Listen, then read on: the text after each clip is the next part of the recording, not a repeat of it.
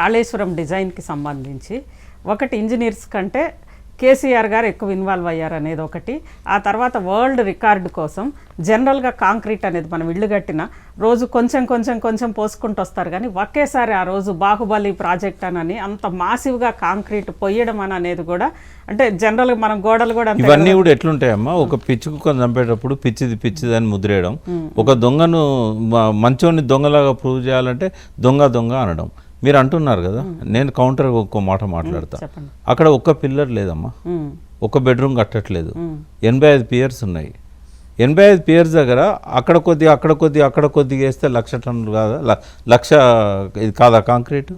నేను అనేది ఏంటంటే ఎట్ ఏ టైం అన్ని పియర్స్ దగ్గర వర్క్ జరిగినప్పుడు మనం ఓవరాల్గా చూసినప్పుడు అంతే కనబడుతుంది. తర్వాత ఇంకోటమ్మా, ఎవరి గురించి మనం మాట్లాడినా కూడా కొంచెం జాగ్రత్తగా మాట్లాడాలి. రేవంత్ రెడ్డికి అది తెలియదు. ఎల్ఎన్టీ ఒక మచ్చలేని సంస్థ. మీకు ఇంకోటి చెప్తున్నాను నేను, 2023 జనవరి 1 నాడు, 2023 కాదు 2019 జనవరి 1 కేసీఆర్ గారు మళ్ళీ ముఖ్యమంత్రి అయ్యారు. హరీష్ రావు గారు ఇరిగేషన్ మినిస్టర్గా లేరు. ఆ రోజు ఇరిగేషన్ మినిస్టర్ కేసీఆరే. జనవరి 1, 2019 మమ్మల్ని అందరిని తీసుకొని కేసీఆర్ గారు కాళేశ్వరం వచ్చారు.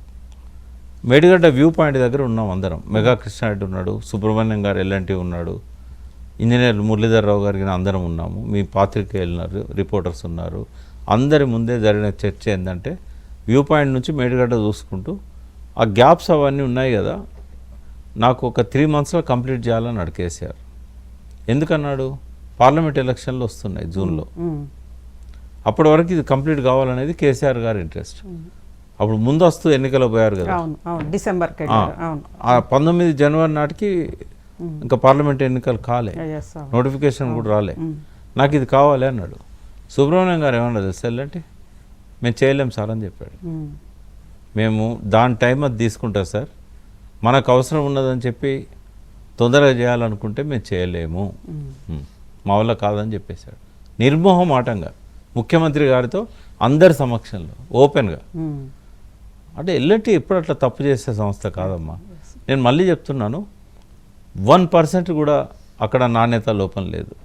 ఈ విషయం ఎవరో కాదు, రాజీవ్ రతన్ గారు చనిపోయే ముందు విజిలెన్స్ కమిషనర్గా పోయి రిపోర్ట్ తీసుకొని పోయి అక్కడ మొత్తం ఆడ పరిశోధన చేసి ఆ కాంక్రీట్స్ అన్నీ కూడా తీసుకొని దాన్ని పరిశీలన చేస్తే 24% ఉండాల్సిన దానికంటే ఎక్కువగా నాణ్యత ఉన్నది అనేది రుజువైంది.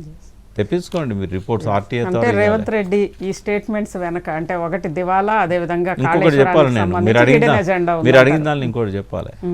కేసీఆర్ గారు ఇంజనీర్ల కంటే ఎక్కువగా వ్యవహరించాడు అన్నారు కదా, ఒక ఎంట్రీగా ఆధారం చూపెట్టండి, ఎంట్రీకి అంత ఆధారం అంటే ఎవరన్నా ఇప్పుడు నేనేమంటున్నానమ్మా, ఇప్పుడు పొలిటికల్ విమర్శలు ఎట్లుంటాయంటే ఒక బాపనాయన ఒక మేక పిల్లను కొనుక్కొని పోతుంటే దొంగలు దాన్ని కొట్టేయాలనుకున్నారు, పంచతంత్రంలో చదివాం. మొదటి దొంగ ఏమంటాడంటే, ఏం పటేలా గిదేందో కొనుక్కపోతున్నావు గాడిదను అంటే, గాడిద కాదురా ఇది మేక అంటాడు. కొద్ది దూరం పోయినాక ఇంకోడు అంటాడు. లాస్ట్ తనకల్లే తనని మోసం చేస్తున్నాయేమో అనుకొని, అయితే గాడిదైతే మీరే ఉంచుకొని రా అని ఇడిచిపెట్టిపోతాడు, వాళ్ళు కోసుకొని తింటారు. ఇది ఇప్పుడు నడుస్తున్నదమ్మా. దీనికి ఏంటంటే వాళ్ళకు సంబంధించిన మీడియా కూడా దీన్ని ఎక్కువగా ప్రచారం చేస్తూ ఉన్నది. జనంలో ఎట్లుంటుందంటే అమాయకత్వం ఉంటుంది, వాళ్ళకు ఈ విషయాలు తెలియవు ఎక్కువగా, కాబట్టి నమ్ముతారు. ఏదైనా జరగవచ్చు. కానీ నేను అనేది ఏంటంటే, ఇప్పుడు నాలాంటి వ్యక్తి వాస్తవాలు తెలిసి చెప్పకపోతే నా తప్పు అవుతుంది. నేనేమంటున్నా అంటే, నాణ్యత లోపం అనేది ఇప్పటి వరకు జరిగిన పరిశోధనలలో ఎక్కడ కూడా ఎన్డీఎస్ఏ కానీ వేరే వాళ్ళు కానీ తేల్చి చెప్పలేదు. అందుకే ఎన్డీఎస్ఏ ఏం చెప్పింది, ఇంకా నిపుణులను పెట్టి శోధించండి అని చెప్పింది. రెండవదమ్మా, ఇప్పుడు ఏదన్నా ఒకటి ఇట్లాంటి ఎమర్జెన్సీ, మేడిగడ్డ అనేది ఒక ఎమర్జెన్సీ, ఏదైనా అయినప్పుడు దాన్ని వెంటనే పంచనామా చేసి ఏమన్నా నిజంగానే ఏం జరిగింది అనేది ఎంక్వైరీ చేసి మళ్ళీ పనులు చేస్తారు. ఎందుకంటే ప్రజలకు నీళ్లు కావాలి, నీళ్లు కదా, అసలు నీళ్ళ కోసమే కదా రాష్ట్రం వచ్చింది. దీన్ని నేను ఒక ఎగ్జాంపుల్తో, ఇప్పుడు రోడెంబడిపోతున్నప్పుడు ఒక అతను మీకు వెళ్ళి వెహికల్ వెళ్ళిపోతుంది, రక్తం అడుగులో కొట్టుకుంటూ ఉంటాడు, వైటల్ పార్ట్స్ మీదకి వెళ్ళి పోలే కొట్టుకుంటా ఉండు.